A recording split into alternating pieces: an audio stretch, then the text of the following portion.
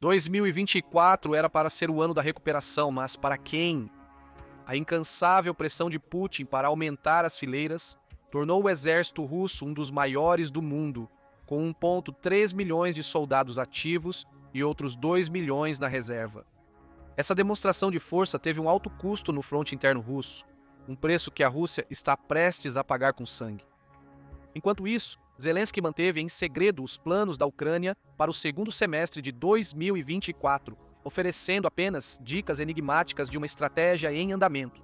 A organização do Tratado do Atlântico Norte, após meses de espera, começou a entregar os caças F-16 em julho, depois do Congresso aprovar um pacote de ajuda de 60 bilhões de dólares em abril. O primeiro semestre foi usado para a preparação da guerra e o segundo para desencadeá-la. Mesmo com os números e recursos impressionantes da Rússia, Putin está à beira de uma derrota desastrosa. A Rússia renovou seus esforços para invadir e ocupar a Ucrânia em maio de 2024. No papel, a Rússia tinha muitas maneiras de ganhar a guerra. A Rússia tinha vantagem em mão de obra devido a campanhas de recrutamento implacáveis e por ter o dobro da população da Ucrânia inicialmente. Ela tinha a vantagem material, sendo talvez o único país que produzia a munição usada pelos tanques e artilharia da era soviética, principal equipamento militar de ambos os lados da guerra. O Congresso dos Estados Unidos passou meses debatendo sobre enviar mais ajuda à Ucrânia, considerando o financiamento da guerra um esforço inútil. Apesar de tudo, a invasão de verão foi um fracasso retumbante para a Rússia, possivelmente devido às escolhas bizarras do comando militar russo. Além da tentativa inicial de Blitzkrieg para alcançar Kiev pelo norte, repelida meses após o início da invasão, a Rússia concentrou seus esforços na ocupação do leste e sul da Ucrânia. O primeiro era um alvo óbvio, com a Rússia já tendo anexado a Crimeia 10 anos atrás e tendo uma presença geopolítica maior nas regiões ucranianas circundantes. O último foi feito para impedir a Ucrânia de exportar mercadorias, já que o país é um grande exportador de grãos pelo Mar Negro. Assim, grande parte de 2023 foi gasta com a Rússia intensificando a pressão no leste da frente russo-ucraniana, ocupando Donetsk. O próximo alvo do exército russo na região para 2024 seria naturalmente Pokrovsk, a maior cidade da área. A cidade de 60 mil habitantes é o centro de transporte entre a frente leste e o resto da Ucrânia. Então, a Rússia tentar capturá-la na campanha de verão de 2024 fazia sentido. Porém, o que aconteceu foi um momento de impulsividade. Em vez de ir para a frente leste, a principal força russa nas campanhas de maio e junho focou na cidade norte de Kharkiv. Essa é a mesma cidade, a mesma região que estava sob cerco nos primeiros meses da invasão lá atrás, em 2022, e que os ucranianos retomaram em setembro daquele ano. Além disso, na região de Kharkiv, a Rússia priorizou táticas baseadas em infantaria em vez de usar veículos blindados e tanques com apoio de artilharia de longo alcance.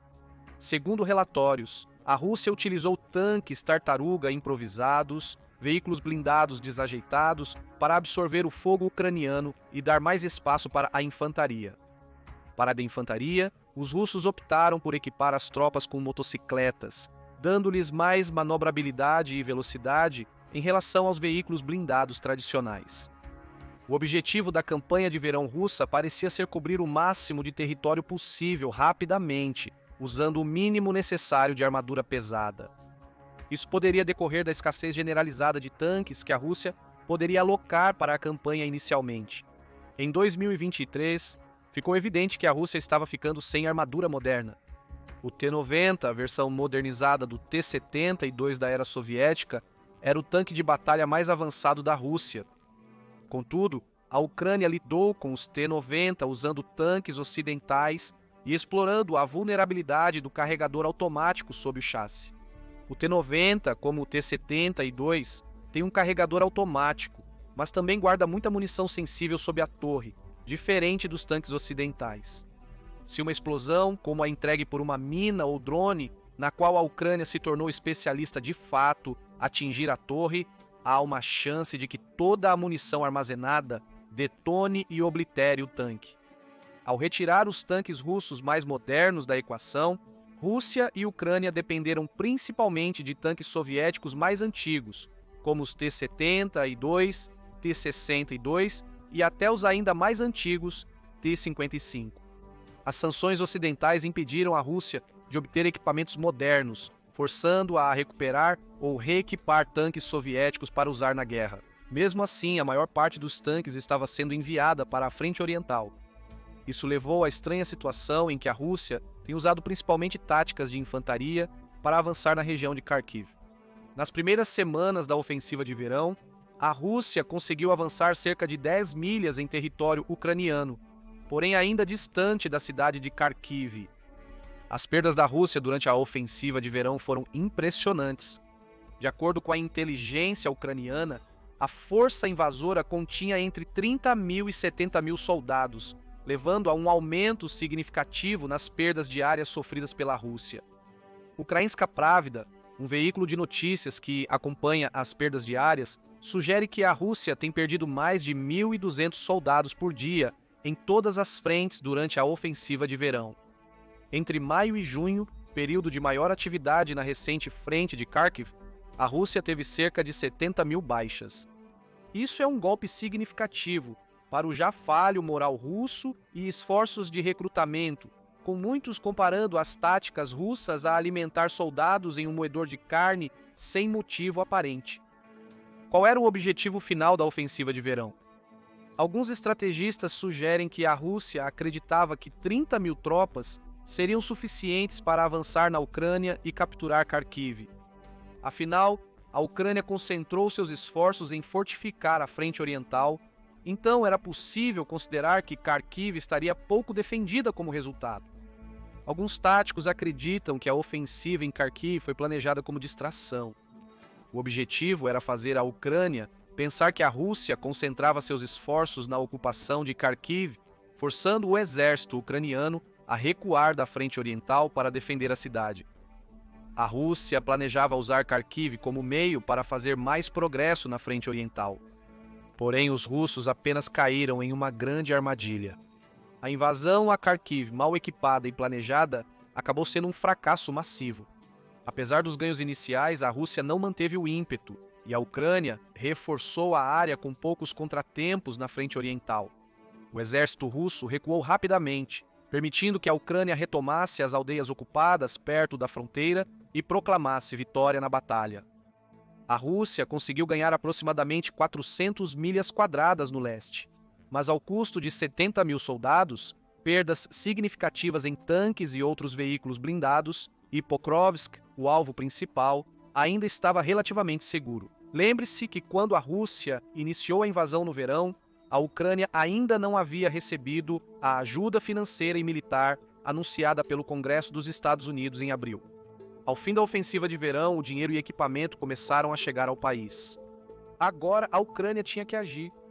No início de agosto de 2024, a Ucrânia fez um dos avanços mais surpreendentes e eficazes dos últimos 18 meses de guerra, a invasão de Kursk. Teoricamente, Kursk deveria ter o mesmo nível de defesas do lado russo que Kharkiv tinha do lado ucraniano. Ambas as regiões estão na fronteira entre os dois países, tendo alto potencial de uso como parte da frente norte na guerra. Contudo, a Ucrânia, com um contingente muito menor, supostamente de apenas 1.000 tropas, varreu completamente as defesas da Rússia na área. Logo, mais tropas seguiram, formando uma força invasora organizada e móvel, capaz de ocupar aldeias sucessivamente sem estabelecer defesas permanentes. Em suma, o êxito ucraniano se deveu a poucos aspectos. A Ucrânia forneceu cobertura e pressão mais eficazes através do fogo de artilharia em Kursk.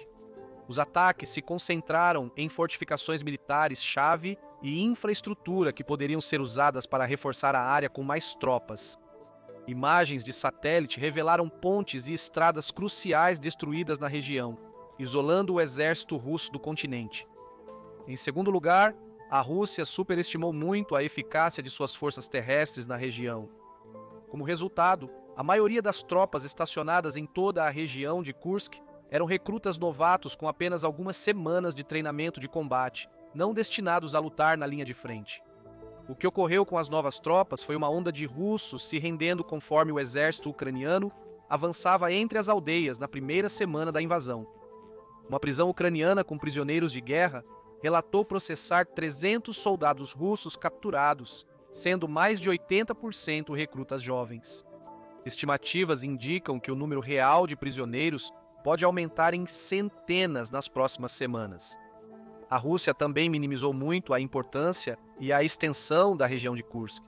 Os relatórios iniciais do Ministério da Defesa russo sugeriram que o exército invasor tinha apenas 300 soldados, e o relatório seguinte proclamou que as tropas ucranianas estavam sendo repelidas pelas tropas locais. Essa foi uma mentira descarada para encobrir o fracasso total da máquina de guerra russa em contabilizar a possibilidade de que a Ucrânia estava ganhando terreno. Logo depois, relatórios mais precisos da inteligência ucraniana e ocidental chegaram com levantamentos dos danos reais causados na região de Kursk. Eles sugeriram que a invasão causou entre 120 mil e 200 mil residentes da área a se deslocarem, com a Ucrânia conseguindo ocupar dezenas de aldeias e avançar lentamente em direção ao centro administrativo de Kursk 3 semanas após a incursão. A resposta russa ainda é incerta. A Rússia minimiza o impacto da incursão em Kursk no andamento da guerra. Sua artilharia desacelerou as forças ucranianas, impedindo-as de avançar mais em território inimigo. Por outro lado, a Rússia também se apressou para criar trincheiras a cerca de 25 milhas no território ocupado. Essas trincheiras não parecem que serão usadas pelos russos como posições defensivas. Considerando as ações russas e a situação militar na região, é provável que a Ucrânia possa tomar controle dessas trincheiras e utilizá-las temporariamente em uma contra-invasão prolongada da Rússia. Por outro lado, a Rússia revitalizou seus esforços na frente oriental.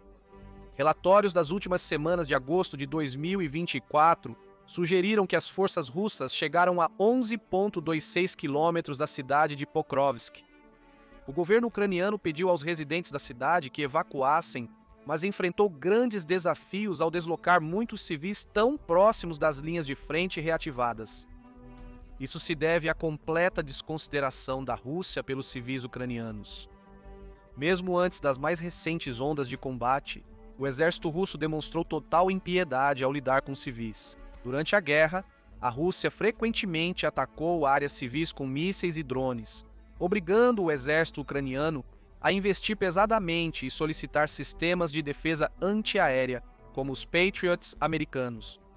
Os ataques aéreos russos visavam hospitais ucranianos que abrigavam civis e militares, um ato contrário à Convenção de Genebra e ao direito humanitário internacional. Por outro lado, o exército ucraniano tem se empenhado para reduzir as baixas civis em Kursk, colaborando com organizações humanitárias internacionais a fim de prestar assistência aos que permaneceram na região. Os reforços e infraestrutura atingidos pelos ataques aéreos ucranianos tinham uso principalmente militar, impedindo a Rússia de reforçar a região. Além disso, segundo o Ministério das Relações Exteriores ucraniano, a Ucrânia não demonstrou metas de longo prazo para controlar a região ocupada durante a incursão em Kursk. Isso difere das tentativas contínuas da Rússia de anexar áreas da Ucrânia, buscando clamar a região de Donetsk. Zelensky afirmou estar pronto para apresentar um plano aos Estados Unidos, que define os termos de um acordo de paz entre a Rússia e a Ucrânia. A invasão de Kursk visa, então, derrubar a narrativa de que a Ucrânia ainda não está pronta para ceder à Rússia e seguirá na ofensiva. Com isso, a Ucrânia pode ganhar uma vantagem considerável sobre a Rússia. A extensão da invasão em Kursk mostra o quanto a Ucrânia pode realizar em pouco tempo, mesmo com acesso limitado aos recursos ocidentais. A Rússia ocupou cerca de 443 quilômetros quadrados de território ucraniano entre janeiro e julho de 2024. No entanto, a Ucrânia atualmente detém aproximadamente 805 quilômetros quadrados de Kursk Oblast, conquistadas em apenas 3 semanas. Isso dá a Zelensky confiança para solicitar mais recursos, como mísseis de longo alcance, jatos de combate e artilharia, permitindo que a Ucrânia avance mais na Rússia pela recém-criada frente de Kursk. Isso permitirá à Ucrânia forçar a Rússia a recuar da frente oriental e repensar a importância de Kursk na guerra mais ampla. Ademais, a recente alocação de ajuda consiste principalmente em munição e mísseis antiaéreos, que têm mostrado resultados consistentemente positivos na frente oriental durante a invasão de Kursk. Um dos mais recentes ataques russos na frente oriental foi um devastador ataque aéreo, com 127 mísseis e 109 drones lançados, de acordo com um relatório da Al Jazeera. As defesas aéreas da Ucrânia eliminaram 102 mísseis e 99 drones, reduzindo significativamente o dano que a Rússia poderia causar em complexos militares, infraestrutura e áreas civis ucranianas. A Rússia tem se tornado mais ousada ao considerar alvos militares aceitáveis, com um drone atingindo uma barragem próxima a Kiev. A barragem sofreu danos mínimos e permaneceu intacta. Mas isso mostrou que a Rússia não desistirá até dominar a Ucrânia por completo. Nesse sentido, a atual incursão de Kursk apresenta uma solução dupla para este problema. A Ucrânia intensificou seus ataques de drones, investindo na criação de uma indústria doméstica de drones militares e recebendo mísseis de longo alcance da Organização do Tratado do Atlântico Norte. Os drones ucranianos têm um alcance efetivo estimado de cerca de 1.100 milhas da fronteira da Ucrânia. Ao avançar no território russo, a Ucrânia pode criar uma posição favorável para lançar mais ataques de precisão diretamente em Moscou. Até agora, Moscou permanece praticamente intocada pelo conflito. Os esforços de recrutamento visavam desproporcionalmente as áreas rurais, especialmente pessoas das muitas minorias nacionais da Rússia. Uma entrevista da Public Broadcasting Service News, em 2023, sugeriu que 6 das 10 regiões com o maior número de mortes estavam na Sibéria e no Extremo Oriente, e que homens de certas minorias tinham até 75 vezes mais chances de morrer na guerra do que os moscovitas. Em contraste, Moscou viu uma significativa fuga de cérebros nos primeiros meses da guerra, com cerca de 900 mil russos deixando o país até o final de 2022. Muitos deles eram trabalhadores braçais qualificados, esvaziando a capital de pessoas que veem a guerra negativamente. Se a Ucrânia conseguir pressionar militarmente Moscou e dar à capital uma sensação do que é estar em uma guerra ativa, é provável que o sentimento público sobre a guerra mude. Mesmo em um regime autoritário como o de Putin, isso poderia levar a uma mudança ideológica interna significativa, arriscando a ruína para a liderança da nação e as relações geopolíticas. Voltando à segunda razão pela qual a invasão de Kursk pela Ucrânia pode resolver seus problemas de defesa aérea. A resistência do exército a ataques aéreos hostis em território inimigo fortalece a posição de Zelensky para solicitar mais equipamentos militares aos países da Organização do Tratado do Atlântico Norte, especialmente sistemas de defesa antiaérea como o Patriot. Estes podem se provar vitais se a Ucrânia quiser manter seu ímpeto e pressionar a Rússia sem receber retaliação aérea. E a Ucrânia tem mais um trunfo na manga para a supremacia aérea. Os F-16 chegaram. Após meses de treinamento, o envio de 65 F-16 da Organização do Tratado do Atlântico Norte foi considerado pronto para voar sobre a Ucrânia, pilotado por pilotos ucranianos. O F-16 é um dos caças mais avançados disponíveis para os dois lados do conflito. A Rússia possui os Su-27 que foram feitos para contrapor a ameaça do F-16, mas falharam nisso. A adição de F-16 visa degradar a esperança restante da Rússia de controlar a Ucrânia por seu espaço aéreo. É por isso que Zelensky também tem insistido em pedir ainda mais caças para defender o país. A pequena vitória do exército ucraniano em Kursk pode ser vista como um precursor e catalisador do que é possível alcançar no contexto mais amplo da guerra. Mas por que o controle do espaço aéreo é vital para mudar o curso da guerra? A resposta está na bravata da Rússia. Em 2022 e 2023, os esforços da Organização do Tratado do Atlântico Norte para encerrar a guerra, fornecendo à Ucrânia equipamentos militares avançados, enfrentaram resistência russa. Putin frequentemente aludiu que há uma linha que a Organização do Tratado do Atlântico Norte não pode cruzar sem infringir a soberania da Rússia, o que é irônico considerando o objetivo da operação militar especial. A Rússia tem usado frequentemente seu arsenal nuclear para impedir o apoio total da Organização do Tratado do Atlântico Norte à Ucrânia, alegando que a Ucrânia usaria as armas para invadir o território russo em retaliação. Nesse meio tempo, a Ucrânia ocupou uma parte do território russo. A Rússia inicialmente negou as alegações, depois fabricou mentiras cada vez mais ousadas sobre a invasão, Em seguida, tentou de forma meia-boca garantir a região de Kursk enquanto pressionava a Ucrânia na frente oriental. Assim, ficou ainda mais improvável que a Rússia use armas nucleares contra a Ucrânia e a Organização do Tratado do Atlântico Norte. A estratégia da Organização do Tratado do Atlântico Norte tem sido armar a Ucrânia o suficiente para prolongar a guerra, mas evitando cruzar as linhas vermelhas da Rússia. A incursão em Kursk e a falta de respostas nucleares russas podem encorajar a Organização do Tratado do Atlântico Norte a aprovar planos mais ambiciosos de ajuda abrangente à Ucrânia. Isso indica que Putin está perdendo influência contra o Ocidente, e a Organização do Tratado do Atlântico Norte pode pressionar mais para encerrar a guerra a favor da Ucrânia. Mas há ainda outro fator a considerar ao discutir os eventos econômicos da guerra atual. Rússia e Ucrânia tiveram que adaptar radicalmente suas economias para o cenário de guerra. A Ucrânia está usando quase 350 bilhões de dólares em ajuda financeira e equipamento militar da Europa e dos Estados Unidos para se manter funcionando. O país sofreu muito no passado com a Rússia controlando o Mar Negro com sua marinha, uma força militar que a Ucrânia não possui. Contudo, a Ucrânia obteve mais um triunfo relevante nessa frente, sobretudo por meio da guerra de drones. A partir da primavera de 2022, a Ucrânia fez várias tentativas para criar drones especificamente projetados para a guerra marítima. O drone marítimo Magura V5 foi criado para entregar uma carga explosiva nadando, em vez de voar. As primeiras demonstrações públicas dos Magura DZ-5S foram feitas mais tarde no ano, danificando o mais novo navio almirante da frota do Mar Negro da Rússia e um varredor de minas. Motivados pelo êxito, os ucranianos começaram a utilizar os drones mais ofensivamente, complementando os ataques marítimos com incursões aéreas tradicionais no território russo para obstruir o acesso ao Mar Negro. O resultado foram 26 navios russos afundados ou danificados, forçando a Rússia a se retirar de Sevastopol em outubro de 2023. Isso permitiu que a Ucrânia reabrisse algumas rotas de comércio marítimo e exportasse pelo Mar Negro. Em agosto de 2024, a Ukrainska Pravda relatou que o corredor do Mar Negro reaberto foi usado por 2.300 navios no ano anterior e que as exportações de grãos começavam a atingir lentamente os níveis pré-guerra.